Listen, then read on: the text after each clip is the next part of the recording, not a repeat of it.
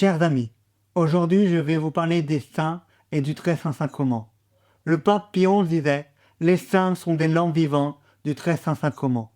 Je pense tout d'abord aux hymnes écrits pour la fête Dieu par saint Thomas d'Aquin, ou encore les célèbres visites au très saint sacrement de saint Alphonse-Marie de Liguori, ou pour nous, missionnaires de la miséricorde divine, saint Charles de Foucauld, qui passa des longues heures d'adoration, ou bien sainte Mère Teresa, qui puisa toute sa force, toute sa charité dans l'adoration eucharistique.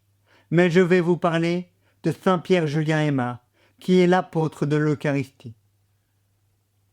Il est né en 1811, près de Grenoble. Très vite, il décidera de devenir prêtre chez les Maristes à Lyon. Il en deviendra le supérieur du collège de la Seine-sur-Mer, près de Toulon.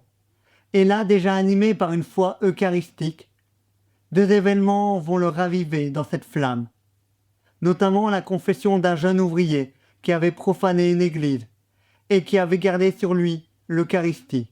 Le lendemain, le père Aymar passa sa journée en adoration pour réparer ce péché. Ou encore, pendant des émeutes à Toulon, les pillards voulaient venir sur Toulon et le père Aymar passa la nuit en adoration avec ses élèves. Et les pillards vont s'arrêter car un orage est tombé sur la ville. Le père Aymar fondera en 1858 à Paris les Pères du Très Saint Sacrement, comme première mission l'adoration perpétuelle du Saint-Sacrement. Aussi des missions pour la fête Dieu, ou encore les premières communions pour les enfants ou bien les adultes, pour ranimer cette foi eucharistique en ce milieu de 19e siècle. À cette époque, il y a bien quelques adorations eucharistiques, mais elles sont courtes ou peu solennelles, par beaucoup de manque de moyens. Il y a déjà les 40 heures, ou encore l'heure sainte, avec sainte Marguerite Marie à la coque.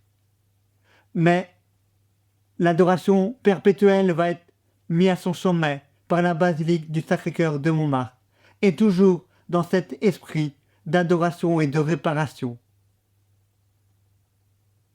Le pape Saint Jean-Paul II dira qu'il a puisé toute sa force dans l'adoration et la célébration de la Sainte Messe. Ou encore, plus proche de nous, le bienheureux Carlos Acutis, qui dira que son autoroute vers le ciel, c'est l'Eucharistie. Il passera du temps devant le Saint-Sacrement, ou encore il aura la communion tous les jours, en assistant à la Sainte Messe. Voilà des bons moyens pour ce carême, passer du temps avec le Seigneur, soit en adoration ou à la messe, et pour devenir des grands saints. Bon et saint carême à vous.